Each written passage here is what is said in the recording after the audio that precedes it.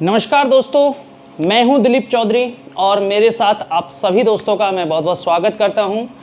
दोस्तों, last lecture जो हमने देखा था वो हमने समझा था शक और पहलवों के बारे में। और शक और पहलवों के बाद जो भारत में आक्रमणकारी जाति आई और इस प्रकार से रच बस गई यहाँ के माहौल में वो जाति कि उनको अलग कर पाना यहाँ संभव नहीं हो पाया और वो भारतीयों में ही एक तरह से मिल गई। वो जाति थी कुषाण, जो चाइना के कुशवांग प्रांत से आई थी। कुशवांग प्रांत से आने के कारण वो कुषांग कहलाए, कुषांग से कुषाण कहलाए। ठीक है, कुषाण एक जाति थी जो चाइना क्षेत्र के यूची कबीले से संबंध रखती थी। ये जो यूची कबीला था, इस यूची कबीले में टोटल 5 भाग हुआ करते थे। इसमें कितने भाग थे? 5 भाग हुआ करते थे और इन 5 भागों में से एक थे कुशवांग। कुशवांग, ये कुशवांग जो जाति थी, इसको संगठित करने का श्रेय जाता है कुजुल कडफिशस को। कुजुल कडफिशस ने इन 5 भागों को जीता और जीत करके संगठित किया। चूंकि ये कुशवांग भाग का शासक था, इसलिए यह कहलाया कुषाण। परिवर्ती काल में क्या कहलाया? ये कुषाण कहलाया, कुजुल कडफिशस। इसने इन क्षेत्रों को जीता। अगर मैं इसकी थोड़ी सी हिस्ट्री की बात करूं कि कुषाणों का मूल स्थान कौन सा था, कि कुषाण आए कहां से थे, तो कुषाण ये कोई यूची जाति का एक कबीला था। यूची जाति के मैंने बताए थे 5 भाग थे, उनका एक कबीला था ये। और ये यूची जाति जो थी, ये रहती थी चीन के पास। कहाँ रहती थी? चीन के पास ये रहती थी। और वहां से कोई स्थानीय जाति से इसका संघर्ष हुआ और इनको खदेड़ दिया गया और ये वहां से निकल करके आ गए सीर दरिया। सीर दरिया ये स्थान मैंने आपको पहले भी बताया था। शक जाति की उत्पत्ति यहां से हुई थी। शकों की उत्पत्ति कहां से हुई थी? सीर दरिया से हुई थी। तो ये सीर दरिया में आ गए और सीर दरिया में आते समय इनका संघर्ष रास्ते में इली घाटी में हुआ। इली घाटी में हुआ वुशुन नाम की एक जाति से। वुशुन नाम की एक जाति से हुआ। वुशुन जाति का नेता इन्होंने मार दिया, यूची जाति ने। अब रास्ते में मार दिया तो बाद में जब ये सीर दरिया में आकर रहने लगे तो वुशुन जाति पीछे पड़ गई इनके और सीर दरिया में आकर के इनको पराजित कर दिया। पहले इन्होंने शकों को पराजित करके यहां से भगाया था और शक भारत की तरफ एंटर हो गए थे। अब इनको पराजित कर दिया था किसने? यूची जाति को पराजित कर दिया वुशुन जाति ने। इसमें संभवतः इन्होंने हुशुंग एक जाति थी उसका सपोर्ट लिया था और इनको पराजित करके भागना पड़ा किधर? बैक्ट्रिया। और बैक्ट्रिया में इन्होंने राजधानी बनाई बुखारा, यानी सोगडियाना। सोगडियाना इसका नाम था बुखारा। इस बुखारा को इन्होंने राजधानी बनाया। बैक्ट्रिया में अभी लोग रहने लगे। ठीक है, यहां पर ये जो इनका नेता था, इस स्थान पर इनका नेता था कुजुल कडफिशस। ये जो कुजुल कडफिशस था, ये इनका नेता था और ये बैक्ट्रिया में रहने लगे। संभवतया ये पहलवों के या यवनों के, यवन या पहलवों के, पहलव इनके क्या रहे थे? छत्रप रहे। कौन? कुषाण। कौन रहे? कुषाण रहे। कुषाण में कौन रहे? कुजुल कडफिशस। उस समय यवनों का अंतिम राजा था हर्मियस। तो संभवतः ये हर्मियस का क्या रहा हो? छत्रप रहा हो। हर्मियस कौन से वंश में था? मैंने यवनों में 2 वंश पढ़ाए थे। एक तो पढ़ाया था यूक्रेटाइडीज वंश और एक पढ़ाया था आपको डेमेट्रियस वंश। तो ये यूक्रेटाइडीज जो वंश था उसका राजा था हर्मियस, अंतिम राजा था भारत में यवनों का। इसका सामंत रहा था कौन? कुजुल कडफिशस। ठीक है, ये इनका छत्रप रहा। तो यहां पे इसने क्या किया? इस क्षेत्र को जीता और काबुल तक के क्षेत्रों पर इसका अधिकार हो गया था कुजुल कडफिशस का। कुजुल कडफिशस भारत में एंट्री केवल पश्चिमोत्तर भारत में ही मार पाया था। पूरे भारत में इसका प्रसार नहीं हो पाया था, यानी काबुल तक ही सीमित रहा था। और इसने भारत में तांबे के सिक्के चलाए थे। इसने भारत में किसके सिक्के चलाए? तांबे के सिक्के चलाए। और इसने एक उपाधि धारण की थी कडफिशस की। इसकी उपाधि थी कडफिशस प्रथम। तो इसे कडफिशस फर्स्ट कहा गया और विम कडफिशस को कडफिशस सेकंड कहा गया। ठीक है, उसके बाद राजा बनता है विम कडफिसस। विम कडफिसस राजा बनता है। विम कडफिसस अपने राज्य का प्रसार करता है और ये पंजाब तक आ जाता है, पंजाब तक के प्रदेशों पर अपना आधिपत्य जमा लेता है विम कडफिसस। आपसे प्रश्न किया जाएगा कि भारत में पहला कुषाण वंशीय राजा कौन था, तो विम कडफिसस था। कुजुल कडफिसस केवल पश्चिमोत्तर भारत में घुस पाया था, इसने पूरे भारत पर या भारत के अधिकांश हिस्से पर कंट्रोल नहीं कर पाया था। ये इसका शासन केवल कहां तक रहा था, काबुल, यानी कि इधर सीमावर्ती क्षेत्र में रहा, पश्चिमोत्तर सीमावर्ती में। लेकिन जो विम कडफिसस था वो पंजाब तक आ गया। तो संभवतया यह भारत का पहला राजा था, संभवतया क्या कंफर्म, भारत का पहला कुषाण वंशीय राजा था विम कडफिसस। पंजाब तक इसका अधिकार था और इसने एक उपाधि धारण की थी महेश्वर। अब देखिए महेश्वर का अर्थ होता है भगवान शिव, तो यानी इसने भगवान शिव की उपाधि धारण की। तो यानी ये जो विम कडफिसस था ये भगवान शिव की पूजा करता था, शैव था, ठीक है। तो ये जो ये कुषाण वंशीय राजा थे, इनके बारे में पता हमें लगता है कि ये शैव धर्म को मानते थे, शिव जी की पूजा करते थे। इनके सिक्कों पर शिव और नंदी के चित्रों और त्रिशूल इनका चित्रण मिलता है इनके सिक्कों पर, तो उससे ये प्रूफ होता है। तो विम कडफिसस ने महेश्वर की उपाधि धारण की, साथ ही सोने के सिक्के चलाए, सोने के सिक्के चलाए। और इनके सिक्के जो थे वो भारत में सबसे शुद्ध सोने के सिक्के थे। प्रश्न आपसे करेगा कि भारत में सोने के सिक्के किसने चलाए थे, तो भारत में सोने के सिक्के चलाए थे यवन शासकों ने। किन्होंने चलाए थे, यवन शासकों ने, और उनकी मुद्रा को बोलते थे द्रम। क्या बोलते थे, द्रम। द्रम मुद्रा थी उनकी, और वो सोने के सिक्के थे जो यवन शासकों ने चलाए थे, डेमेट्रियस ने चलाए थे, मिनंडर ने चलाए थे, समझ गए। अगर आपसे पूछे कि भारत में सबसे शुद्ध सोने के सिक्के किसने चलाए, तो कुषाण वंशीय राजाओं ने भारत में सबसे शुद्ध सोने के सिक्के चलाए। और सबसे पहले कुषाण वंशीय राजाओं में सोने के सिक्के चलाए विम कडफिसस, क्योंकि कुजुल कडफिसस ने तो तांबे के चलाए थे और वो भी पश्चिमोत्तर भारत में। तो भारत का पहला कुषाण वंशीय राजा विम कडफिसस था, तो इसने किसके सिक्के चलाए थे, सोने के सिक्के चलाए थे। तो सबसे शुद्ध सोने के सिक्के कुषाणों के। और अगर आपसे पूछे सर्वाधिक सोने के सिक्के किस शासकों ने चलाए थे, तो गुप्त वंशीय राजाओं ने चलाए, समुद्रगुप्त, चंद्रगुप्त, विक्रमादित्य, स्कंदगुप्त, कुमारगुप्त, इन्होंने सबसे ज्यादा सोने के सिक्के भारत में चलाए थे। तो तीन प्रश्न यहाँ, सबसे पहले सोने के सिक्के तो किसने चलाए थे, तो यवनों ने, सबसे शुद्ध चलाए कुषाणों ने, और सबसे ज्यादा चलाए गुप्तों ने, ठीक है। तो विम कडफिसस भारत का पहला कुषाण वंशीय राजा था। ये जो विम कडफिसस था इसका शासनकाल 65 से 78 एडी। अब देखो यहाँ पे आप समय काल देख लो, कुजुल कडफिसस का शासनकाल है 15 से 65 एडी, तो ये प्रूफ होता है आपके 46 एडी तक तो गोंडो फर्निज पहला वंश का शासक यहाँ पे शासन कर रहा था। तो पहला वंशीय शासक शासन कर रहा था, तो संभवतः ये उनका भी क्या रहा हो, सामंत रहा हो। जब वो पहला कमजोर पड़े तो इसने लगभग 50 ईस्वी के आसपास शासता हाथ में ली थी, अपने मतलब एक स्वतंत्र शासक बन गया था। कौन, कुजुल कडफिसस। बाद में विम कडफिसस 65 से 78 एडी तक शासक रहा। इसके मरने के बाद राजा बना कनिष्क। कनिष्क जो एक महान शासक हुआ, इसके बारे में हम विस्तृत रूप से अध्ययन आज करने वाले हैं। देखें, कनिष्क जो था इसकी उपाधि मिलती है देवपुत्र, यानी संभवतया ये ईश्वर में विश्वास रखता था और ये सम्राट की दैवीय परंपरा में विश्वास रखता था, इसीलिए इसने देवपुत्र उपाधि धारण की थी।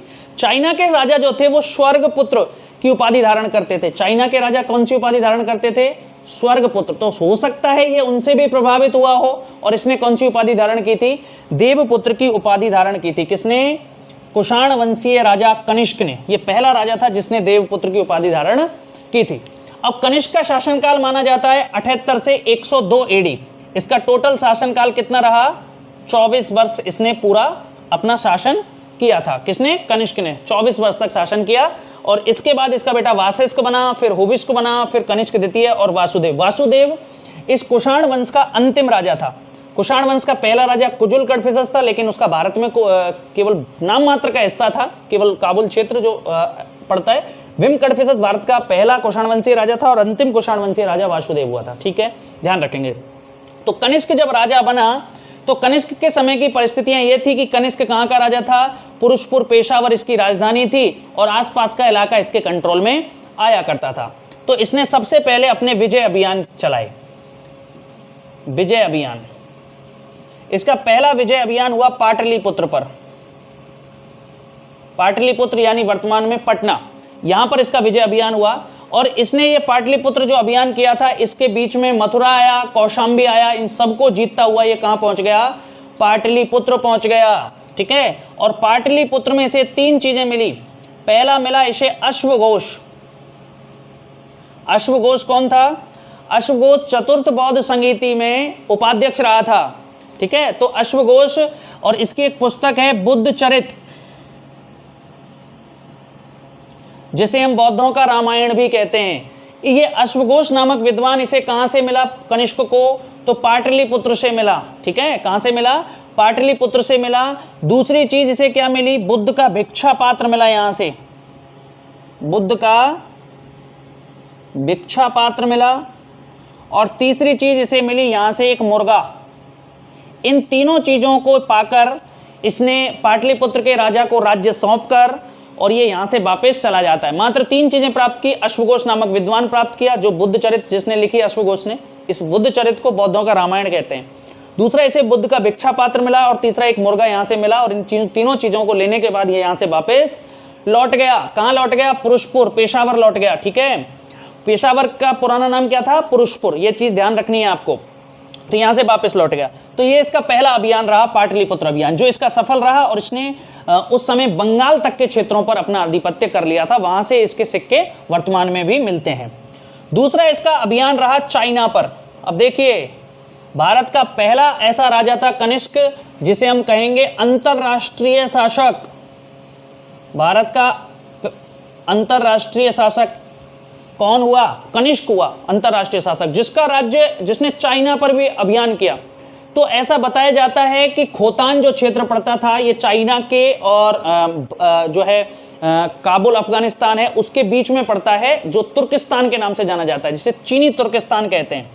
चीनी तुर्किस्तान, जो वर्तमान में ये जो क्षेत्र है, इस क्षेत्र में एक जगह पड़ती थी खोतान, और यहाँ का राजा विजय कीर्ति कुषाणों का सपोर्टर रहा था। ये विजय कीर्ति जो था, ये कुषाणों का सहयोग करता था। ठीक है, तो खोतान संभवतः कनिष्क के राज्य में था, और कनिष्क के राज्य में इतना बड़ा क्षेत्र तो आता ही था। खोतान जो चाइना की सीमा पे लगता था, वो क्षेत्र आता था। और इसी चीनी तुर्किस्तान को लेकर के इनका संघर्ष शुरू होता है चाइना के साथ। चाइना में उस समय हन वंश का शासन था। हन वंश, इस हन वंश ने ही चीन की दीवार बनवाई थी। हन वंश का शासन था, और इसका सेनापति था पान चाहो। पान चाहो, ये किसका नाम है? सेनापति का नाम है, जो चीन का सेनापति था। अब इस चीन पर आक्रमण के 2 कारण बताए जाते हैं। पहला कारण माना जाता है चीनी तुर्किस्तान क्षेत्र, और दूसरा कारण माना जाता है कि कनिष्क ने चीन के सेनापति पान चाहो को एक लेटर लिखा, पत्र लिखा, और पत्र लिखकर कहा कि आपकी जो हन वंश की राजकुमारी है, मैं उससे विवाह करना चाहता हूं। चीन भी एक बड़ा राष्ट्र था, और भारत इसके अलावा अफगानिस्तान और आपके सीस्तान तक का क्षेत्र इसके कंट्रोल में था। उधर बैक्ट्रिया, बल्क, शीर दरिया तक का क्षेत्र इसके कंट्रोल में था। बहुत बड़ा राजा था कनिष्क। तो इसने कहा कि मैं आपकी राजकुमारी से विवाह करना चाहता हूं। तो पान चाहो जो इसका सेनापति था, उसने मना कर दिया।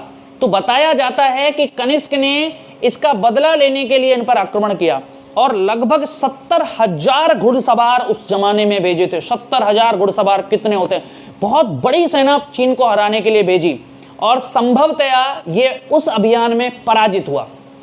सुंगलिन पर्वत इसको पार करना बताया जाता है। हुइनसांग इसका विवरण देता है कि इसने सुंगलिन पर्वत तक अपनी सेनाएं पहुंचाई थी, और वहां पे इसे पराजित हुआ। लेकिन इसका उल्लेख मिलता है कि इसने पान चाहो को द्वितीय अभियान में पराजित किया।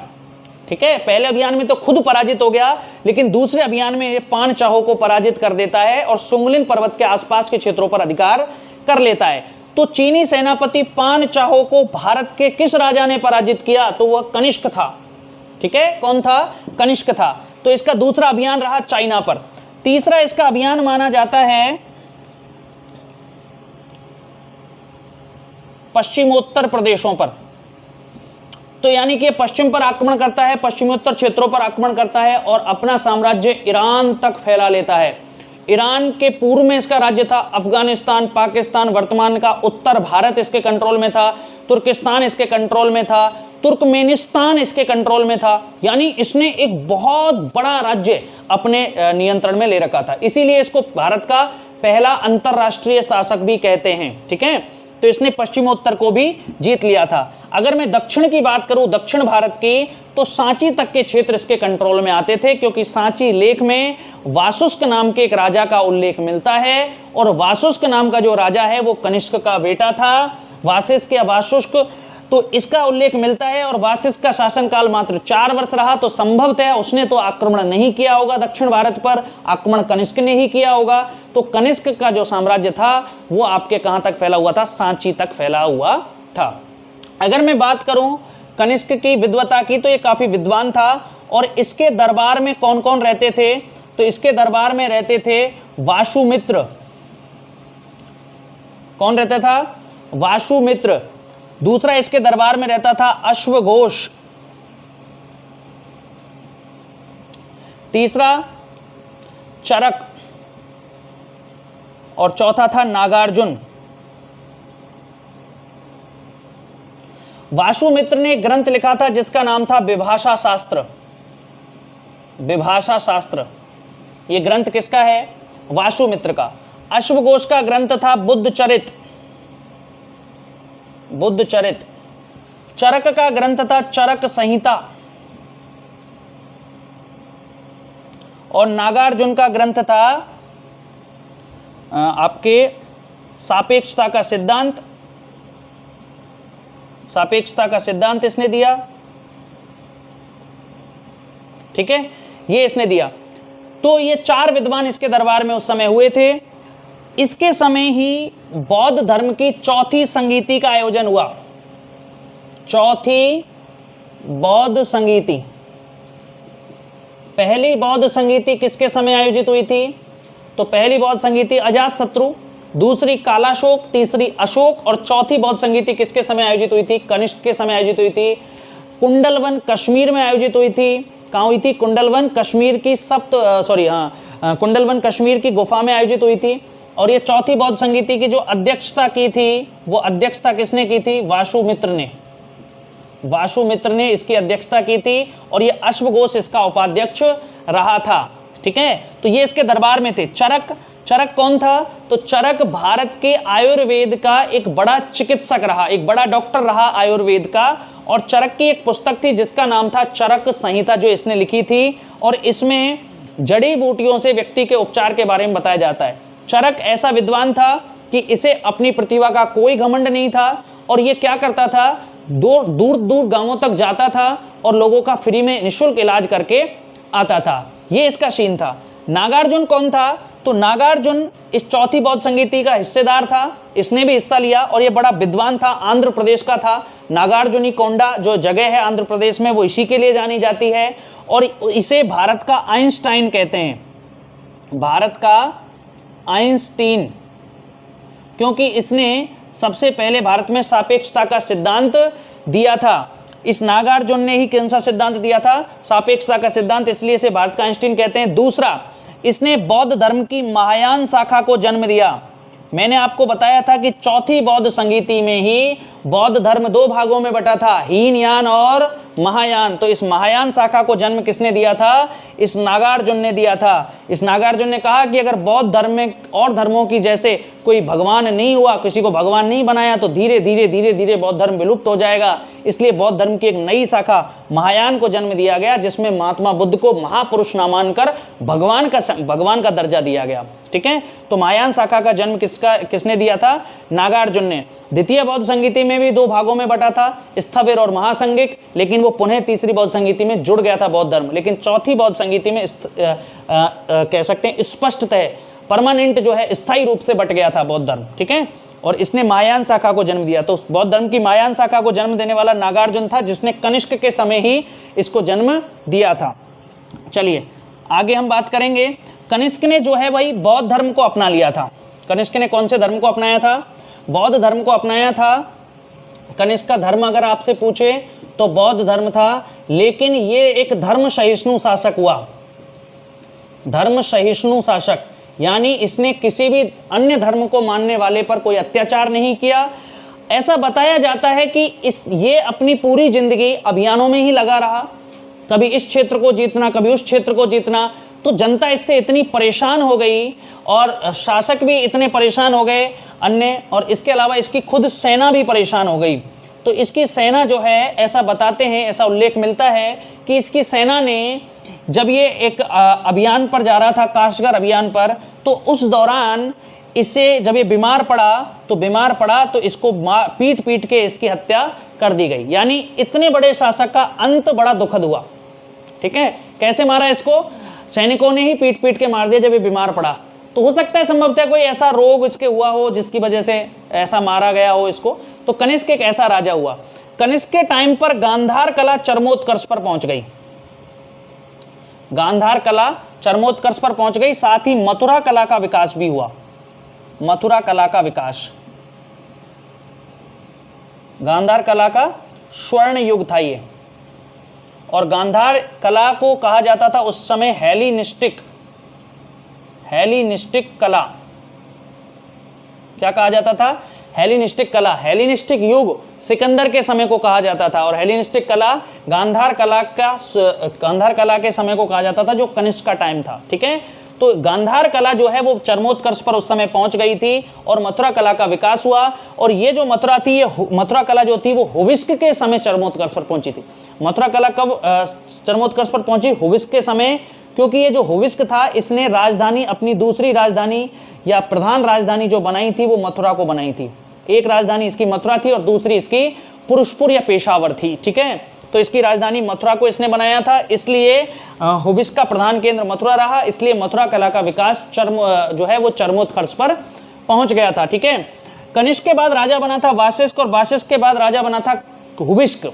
हुविस्क जो था, इस हुविस्क ने एक कस्बा बसाया था आपके कश्मीर में। हुविस्क ने कश्मीर में एक कस्बा बसाया था और उस कस्बे का नाम था हुश्कपुर। हुविस्क ने कौन सा कस्बा बसाया? हुश्कपुर। ये कहाँ पे बसाया? कश्मीर में। कश्मीर में एक कस्बा कनिष्क ने भी बसाया जिसका नाम था कनिष्कपुर। कनिष्क ने कश्मीर में कौन सा कस्बा बसाया था? कनिष्कपुर नामक कस्बा बसाया था। कहाँ पे बसाया था? कश्मीर में बसाया था। और अगर आपसे पूछे कि कश्मीर में और किस राजा ने कस्बा बसाया था, तो श्रीनगर कस्बा बसाया था अशोक ने। ठीक है, तो यहां में एक साथ करा दिए ये। अशोक ने श्रीनगर बसाया था कश्मीर में, कनिष्क ने कनिष्कपुर बसाया था श्रीनगर में, कश्मीर में, और हुविस्क ने हुश्कपुर नामक कस्बा बसाया था कश्मीर में। ठीक है, ध्यान रखेंगे। ये जो हुविस्क था ये ब्राह्मण धर्म से प्रभावित था। कौन से धर्म से प्रभावित था? ब्राह्मण धर्म से प्रभावित था। ठीक है, और कनिष्क कौन से धर्म से प्रभावित था? ये बौद्ध धर्म से प्रभावित था, इसलिए इसके सिक्कों पर बौद्ध धर्म का चित्र मिलता है। इसके समय महात्मा बुद्ध की गांधार कला में प्रतिमाएं बनने लगती हैं, गांधार कला में महात्मा बुद्ध के चित्र बनने लगते हैं। ठीक है, किसके समय? कनिष्क के समय। और हुविस्क जो था वो ब्राह्मण धर्म से प्रभावित था, यानी कि ये भागवत, शैव, शाक्त इन संप्रदायों से प्रभावित रहा होगा। ठीक है, और इस वंश का जो अंतिम राजा हुआ वो हुआ वासुदेव। और ये वासुदेव जो था ये शैव था। मैंने आपको बताया था कुजुल और बिम कडफिसस भी कौन थे? शैव थे। कनिष्क बौद्ध था। उसके बाद आपके हुविस्क आया। हुविस्क कैसा था? हुविस्क जो था ये ब्राह्मण धर्म से प्रभावित था, और वासुदेव जो आया ये शैव था। वासुदेव क्या था? शैव था। ठीक है, इस वासुदेव की जो मुद्राएं हैं उन मुद्राओं पर शिव, नंदी, इसके अलावा त्रिशूल का चित्रण मिलता है। इसी प्रकार के चित्रण विम कडफिसस की मुद्राओं पर भी मिले थे। और विम कडफिसस जो था ये भी शैव था, और इसने एक उपाधि भी धारण की थी महेश्वर की। ठीक है, कनिष्क ने उपाधि धारण किसकी की थी? देवपुत्र। और उसके बाद इसके जो सभी वंशज थे वो देवपुत्र नामक उपाधि धारण करने लगे थे। तो इस वंश का जो अंतिम राजा हुआ वो वासु हुआ, और वासु ने कुषाण वंशीय अंतिम शासक के रूप में रोल निभाया। और उसके बाद ऐसा माना जाता है कि पश्चिम से होने वाले ससेनियन आक्रमणों ने इस कुषाण वंश का अंत कर दिया।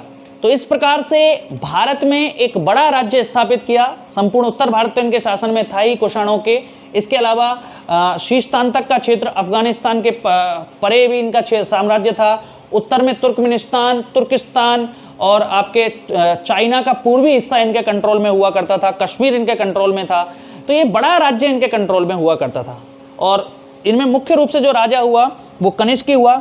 और कनिष्क के बारे में एक सबसे महत्वपूर्ण चीज़ है वो है कनिष्क का चलाया गया शक संवत, कनिष्क का चलाया हुआ शक संवत, ये सबसे इंपॉर्टेंट है।